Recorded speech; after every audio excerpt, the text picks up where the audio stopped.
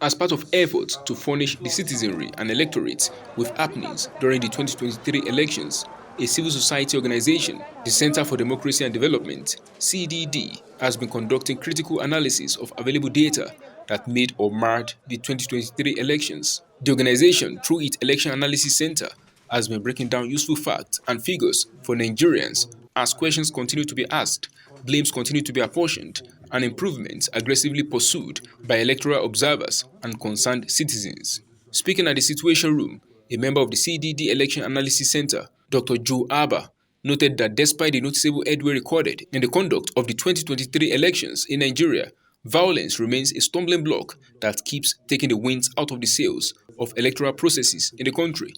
While there has been marked progress in election administration, there are also needs for more resilient and adaptive administration mechanisms to enable the electoral process to build more accountable and transparent governance structures.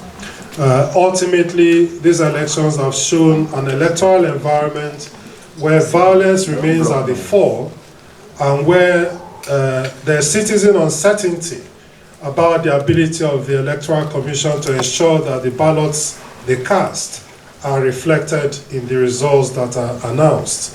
This is reflected in diminished engagement in these elections, mostly through reduced voter turnout in a number of areas as compared to previous election cycles. Regrettably, it reduces the popular mandate of the candidates and parties elected and can further erode trust in their ability to be accountable to all citizens in their state or constituency. The director, CDD, Idayat Azan, delved into regional statistics obtained during the 2023 polls and confirmed the prevalence of lateness of electoral materials and vote buying in the southeastern part of the country. She further said malfunctioning of the bimodal voters accreditation system, Bvas, and violence were largely witnessed in the northwestern part of the country. And I think just to add that some of the interesting things that came up is that there are regional statistics in all of these elections itself.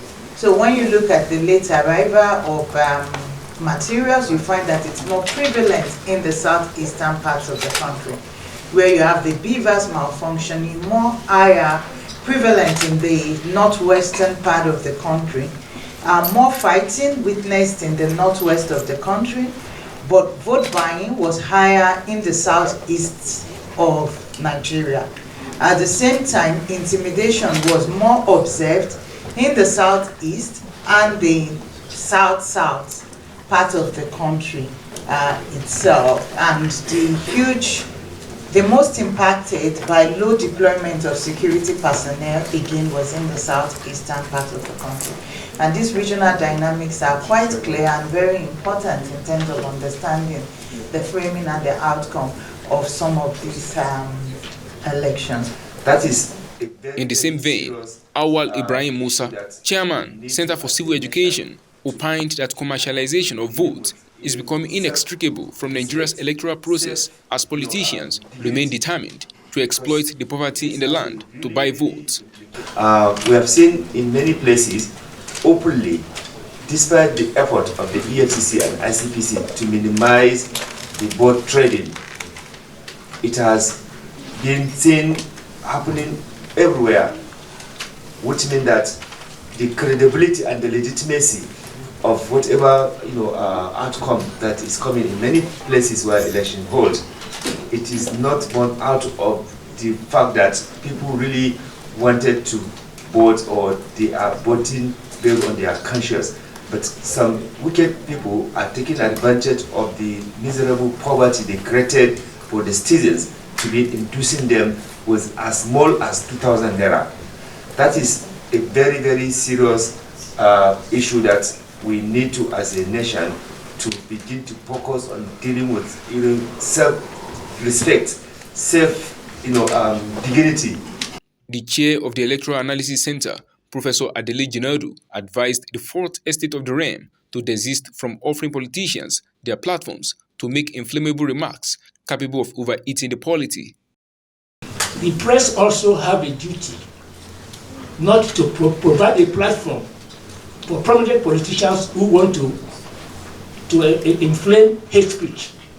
I was worried because prominent, even mainstream platforms offering politicians a platform to profile ethnic groups. And I think that should be discouraged. That is not just a matter, there is a limit to free speech. Free speech is not absolute. And when the press encourages and provides platform for prominent politicians, including even governors, to use their privileged position in complete disregard of their oath of office to promote hate speech, then what do you expect? So I think our politicians are to blame for criminalizing politics, and in this particular case, hate speech. And I think the press has a role to keep on harping on this and not just providing platforms. Nigeria is smarting from the 2023 polls conducted on February 25th and March 18th, but observers remain obfuscated on the readiness of the country to learn its lessons ahead of future elections. In Abuja, Nigeria's capital, Abiodun Mohammed, Top Accolade News.